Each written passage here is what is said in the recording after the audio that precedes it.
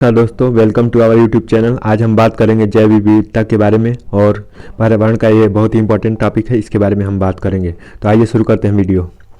सर्वप्रथम जैव विविधता का प्रयोग किसने किया? तो ईओ विल्सन ने किया। सर्वाधिक प्रजाति विविधता किस भौगोलिक क्षेत्र में पाई जाती है? तो भूमध्य रेखीय प्रदेश में। उसके बाद जैव विविधता का भंडार और उपमा किस भौगोलिक क्षेत्र में प्रदान की गई है? तो उष्णकटिबंधीय वर्षा वन में की गई है। उसके बाद हम बात करते हैं कि नेशनल बायोडाइवर्सिटी एक्शन प्लान की शुरुआत कब हुई? तो 2006 में हुई। उसके बाद संसार में किस देश में सर्वाधिक जैव विविधता वाले वन पाए जाते हैं? तो ब्राज़ील में पाए जाते हैं। इसके बाद वैश्विक जैव विविधता कितने प्रतिशत भारत में पाई जाती है? तो 7.5 टू 8.5 पाई जाती है। उसके उसके बाद जैव विविधता की संधि कब से शुरू हुई? तो 29 सितंबर 1993 को हुई। उसके बाद गैरोसेवे सागर कहाँ स्थित है? उत्तरी अटलांटिक महासागर में। उसके बाद हम आते हैं जैव विविधता का मानचित्रीकरण। तो जैव विविधता के मानचित्रीकरण को किया जाता है, तो जैव विविधता का मानचित्रीकरण किया जाता है तो वर्ल्ड मैप वाले सॉफ्टवेयर की सहायता से।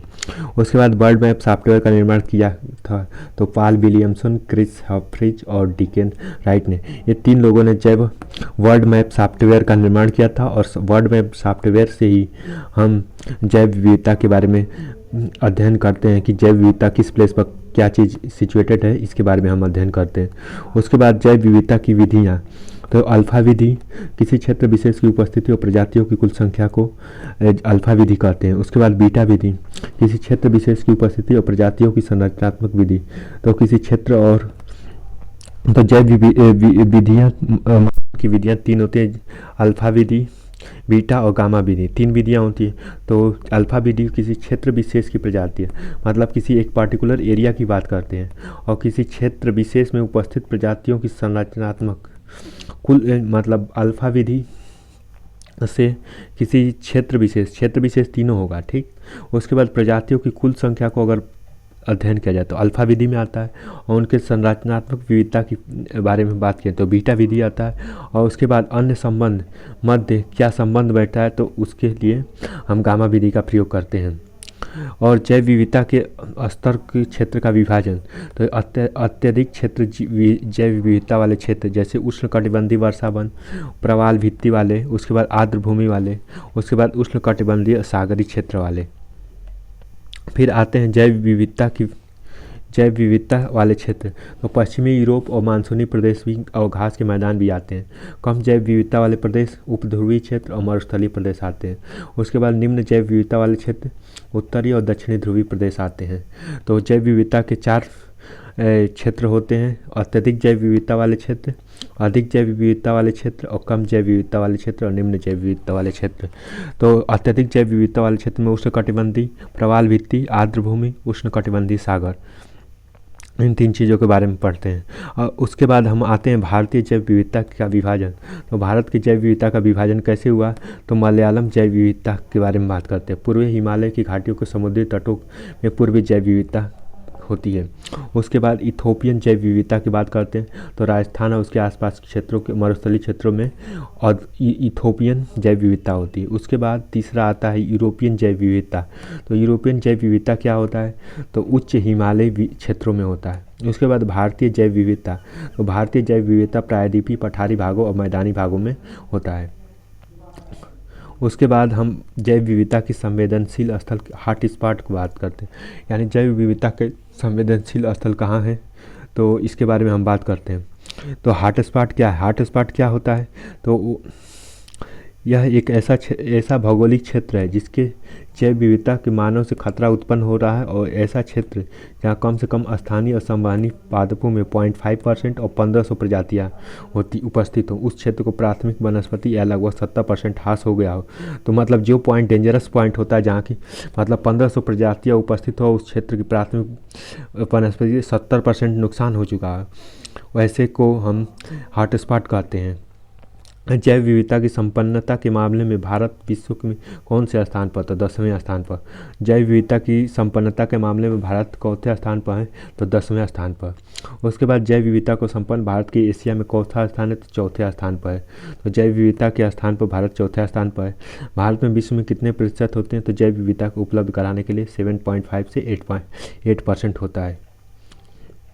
संसार के समस्त पादप प्रजातियों में कितना प्रतिशत होता है? तो 17.8%।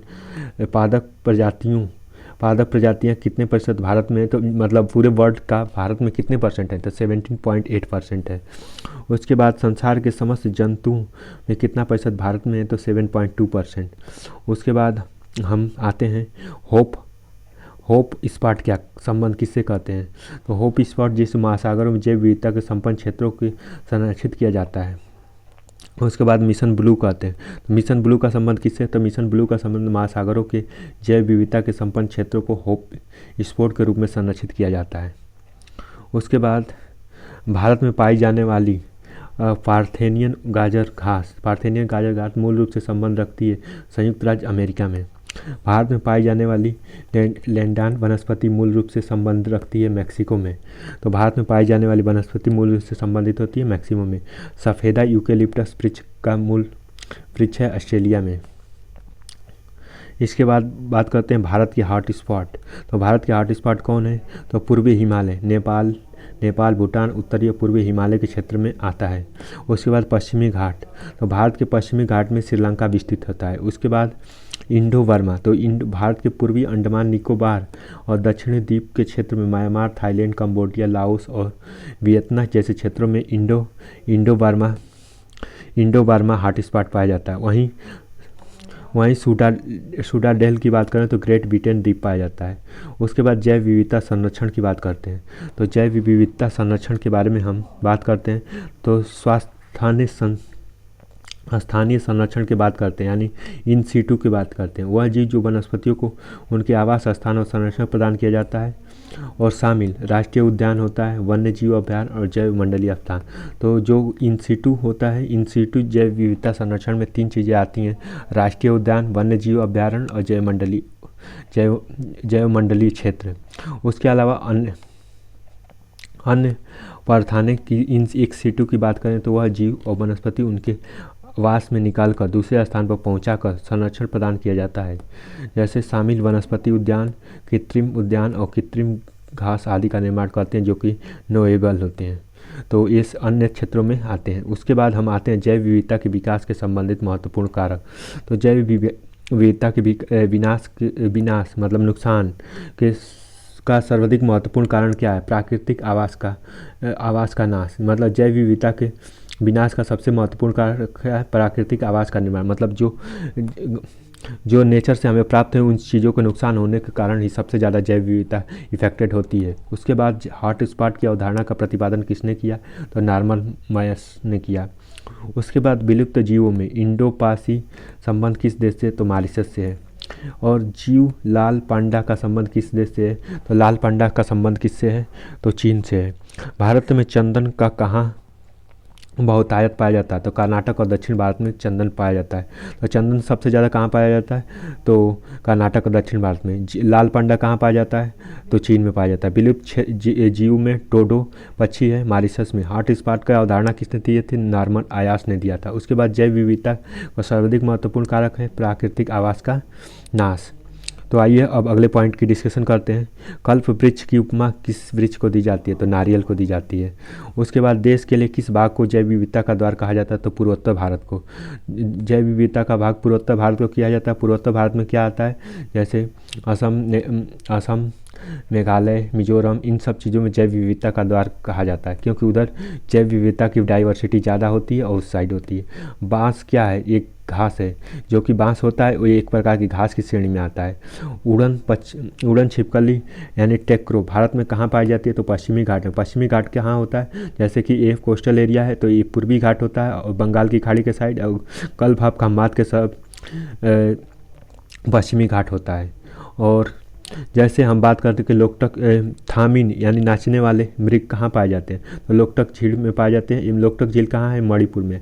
और मणिपुर में केविल लामजो उद्यान भी है। तो मणिपुर यहाँ से 2 फैक्ट मिलते हैं कि लोकटक झील यानी तैरने वाली झील भी लोकटक झील ही है और ये कहाँ पर है? मणिपुर में। और मणिपुर में केविल लामजो पार्क भी है। तो ये बहुत इंपॉर्टेंट क्वेश्चन है कि थामिन नाचने वाले मृग कहाँ पाए जाते हैं? तो लोकटक झील के पास मणिपुर में और केविल लामजो उद्यान में। आइए कुछ और भारत के राष्ट्रीय उद्यान की बात करते हैं। तो भारत के राष्ट्रीय उद्यान जम्मू कश्मीर में Dachigam Salim Ali park, Hemis national park और दाची ग्राम जो हंगुल एकमात्र निवास स्थान है। तो ये हंगुल का एकमात्र निवास स्थान है। उसके बाद हम आते हैं अगले पॉइंट पर, और हिमाचल प्रदेश। हिमाचल प्रदेश की बात करते हैं तो हिमाचल में ग्रेट हिमालय, पिनघारी और खीरगंगा। ग्रेट हिमालय, पिनघाटी और खीरगंगा हिमाचल प्रदेश में आते हैं। हिमाचल प्रदेश कहाँ पड़ता है? तो भारत के नॉर्थ साइड में पड़ता है, नॉर्थ इंडिया में। वहीं उत्तराखंड यहाँ पर पड़ता है। तो उत्तराखंड की बात करते हैं तो उत्तराखंड में जिम कॉर्बेट पार्क है, नंदा देवी पार्क है और राजा जी पार्क है, और फूलों की घाटी। और राजा जी पार्क में क्या चीज़ है? बाघ, तेंदुआ, हाथियों के लिए प्रसिद्ध है। वहीं जिम कॉर्बेट भारत का सबसे पहला राष्ट्रीय उद्यान था। तो जिम कॉर्बेट नाम क्यों पड़ा, तो इसके बारे में हम 1 मिनट में बात करते हैं। तो जिम कॉर्बेट एक पर्सन थे जो आयरिश व्यक्ति थे, और इनके नाम पर ही पड़ा था। क्यों? ये पहले बाघ और शेर के मारने के स्पेशलिस्ट है। उसके बाद ये वनों की रक्षा, इनको बाद में रियलाइज हुआ तो ये मतलब वनों और पर्यावरण के बारे में काम कर ले, तो इसलिए उत्तराखंड में इनके नामों पर जिम कॉर्बेट रखा गया। लेकिन वर्तमान में एक क्वेश्चन के परिदृश्य से देखें तो जिम कॉर्बेट का नाम रामगंगा हो गया है जिम कॉर्बेट पार्क का नाम, और ये पहला राष्ट्रीय उद्यान भारत का था। तो जिम कॉर्बेट पार्क उत्तराखंड में है। नंदा देवी, राजा जी और फूलों की घाटी। और उत्तराखंड की कैपिटल कहाँ है? तो उत्तराखंड की कैपिटल देहरादून में है। और उत्तराखंड में नैनीताल, पिथौरागढ़ ये सब डिस्ट्रिक्ट हैं वहाँ के। आते हैं हरियाणा में, तो हरियाणा में सुल्तानपुर है। और सुल्तानपुर और दो चीज़ें, सुल्तानपुर है तो सुल्तानपुर को अभी हाल ही में सुल्तानपुर को एक यूनेस्को साइट, रामसर साइट में भी नाम दिया गया था। आइए अब बात करते हैं राजस्थान की। तो राजस्थान की कैपिटल है जयपुर, और जयपुर में राजस्थान में 5 वहाँ के नेशनल पार्कों की बात करें, जैसे रणथंभौर, सरिस्का नेशनल पार्क, मरु उद्यान, और उसके बाद मुकुंदरा हिल, और उसके बाद केवलादेव। तो केवलादेव किसके लिए प्रसिद्ध है? साइबेरियन सारस के प्रसिद्ध है। तो केवलादेव साइबेरियन सारस पक्षियों के लिए प्रसिद्ध है। वहीं आते हैं गुजरात। तो गुजरात की कैपिटल है गांधीनगर, और गुजरात के सीएम हैं भूपेंद्र सिंह। तो भूपेंद्र सिंह नहीं, तो गिरिवन कहाँ पर है? तो गिरिवन कहते हैं एशियाई शेरों के लिए प्रसिद्ध है, ठीक। और उसके बाद मैरीन उद्यान है, फिर ब्लैक बक है। तो ये 3 चीज़ें वहाँ की फेमस हैं। उसके बाद महाराष्ट्र की बात करें तो महाराष्ट्र की कैपिटल है मुंबई, वहाँ के सीएम है उद्धव ठाकरे। तो महाराष्ट्र में है पेंच, उसके बाद नवेगांव, उसके बाद चंदौली। ये 3 नेशनल पार्क यहाँ पर पाए जाते हैं। उसके बाद गोवा में महावीर। उसके बाद कर्नाटका की बात करते हैं तो कर्नाटक में बांदीपुर जो हाथियों के लिए प्रसिद्ध है, और उसके बाद राजीव गांधी, उसके बाद कुंडेमुख, उसके बाद बनेरघट्टा। तो बांदीपुर, राजीव गांधी, कुंडेमुख और बनेरघट्टा। फिर से याद करिए, बांदीपुर, राजीव गांधी, कुंडेमुख, बनेरघट्टा। बांदीपुर, राजीव गांधी, कुंडेमुख, बनेरघट्टा। तो ये 4 नेशनल पार्क वहाँ पे हैं। उसके बाद हम छत्तीसगढ़ की बात करते हैं तो छत्तीसगढ़ की कैपिटल है रायपुर, और रायपुर में 2 नेशनल पार्क हैं, इंद्रावती और कांगेर घाटी महत्वपूर्ण पक्षियों के लिए फेमस है। अब बात करते हैं केरल की। तो केरल की कैपिटल है केरल, साउथ इंडिया में पड़ता है। उसके अलावा केरल में इराविकुलम और मथिनकेट्टम पार्क करते हैं। उसके अलावा पेरियार भौंकने वाले हिरण पाए जाते हैं। उसके बाद साइलेंट वैली वहाँ पर पाई जाती है, और यहाँ पर पेरियार रिवर फेमस है। उसके अलावा साबरमती, सबरीमाला मंदिर भी फेमस है केरल में। केरल का हाई कोर्ट है कोच्चि, और अभी अगर करंट के हिसाब से बात करें तो यहाँ पेपरलेस कोर्ट की स्थापना हुई है। तो केरल के लिए इराविकुलम, मथिकेटम, पेरियार और भौंकने वाला और साइलेंट वैली इन चीज़ों से फेमस है। उसके बाद आते हैं तमिलनाडु की। तो तमिलनाडु की बात करते हैं तमिलनाडु, उसके बाद यहाँ के अन्नामलाई, पालनी पहाड़ी और मन्नार मैरीन। उसके बाद तेलंगाना की बात करते हैं तो तेलंगाना में कासुता, ब्रह्मानंद रेड्डी और सुगावनी। उसके बाद आंध्र प्रदेश की बात करें तो आंध्र प्रदेश में पापीकोंडा, राजीव गांधी ये पार्क फेमस हैं। वहीं उड़ीसा में भीतरकनिका और सिम्पलीपाला नेशनल पार्क फेमस हैं। उसके बाद पश्चिम बंगाल में बुक्सा, नाओरा घाटी, सुंदरबन का डेल्टा या सुंदरबन नेशनल पार्क भी है वहाँ पे। और उसके बाद जल्दापारा। तो पश्चिम बंगाल में 4 नेशनल पार्क हैं, बोक्सा, नमोरी, सुंदरबन और जल्दापारा। उसके बाद त्रिपुरा में clouded leopard national park famous है। उसके बाद मिजोरम में फंगईपुर नीला पर्वत फेमस है। उसके बाद मणिपुर में केबुल लामजो जो विश्व का एकमात्र तैरता हुआ उद्यान है, और मणिपुर में है केबुल लामजो, और यहाँ पर एक तैरापुर, यहीं पर लोकटक झील भी है। लोकटक झील में केबुल लामजो तैरता हुआ पार्क है। उसके बाद अरुणाचल प्रदेश की बात करें तो अरुणाचल में नापदफा। उसके बाद उत्तर प्रदेश में दुधावा नेशनल पार्क फेमस है। मध्य प्रदेश में बांधवगढ़ जो सर्वाधिक घनत्व वाला सफ़ेद शेर रहते हैं यहाँ पे।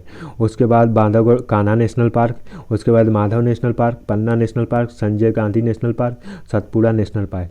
तो मध्य प्रदेश में सबसे ज़्यादा नेशनल पार्क हैं, और जैसे बांधवगढ़, कान्हा, माधव, पन्ना, संजय और सतपुड़ा। उसके बाद हम बिहार की बात करें तो बिहार में वाल्मीकि नेशनल पार्क फेमस है। उसके बाद असम में काजीरंगा जो कि एक सींग वाले गेंडा के लिए फेमस है, तो काजीरंगा एक सींग वाले गेंडा के लिए फेमस है। उसके बाद मानस जंगली भैंसा के लिए प्रसिद्ध है। उसके बाद डिब्रू साइखोवा और नमेरी है। तो काजीरंगा, मानस, डिब्रू साइखोवा और नमेरी। काजीरंगा, मानस, डिब्रू साइखोवा, नमेरी, ये असम के 4 हैं। असम इम्पॉर्टेंट है। उसके बाद सिक्किम की बात करें तो सिक्किम में कंचनजंगा।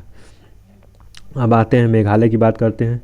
तो मेघालय में भारत के 9 करेव और भौंकने वाले हिरण पाए जाते हैं। उसके बाद अंडमान निकोबार की बात करें तो अंडमान निकोबार में कैंपबेल घाटी और सैंडल बीच, गालथिया और महात्मा गांधी मरीन, रानी लक्ष्मीबाई मरीन। उसके बाद साउथ बटन जो भारत का सबसे छोटा उद्यान है। तो अंडमान साउथ बटन जो भारत का सबसे छोटा उद्यान है, और सबसे पहला उद्यान की बात करें तो जिम कॉर्बेट है। और कैंपबेल घाटी, सैंडल बीच, गालथिया ये अंडमान निकोबार में है। तो इसी के साथ हम वीडियो समाप्त करते हैं। अगले वीडियो में फिर आएंगे, और thank you so much for watching this video.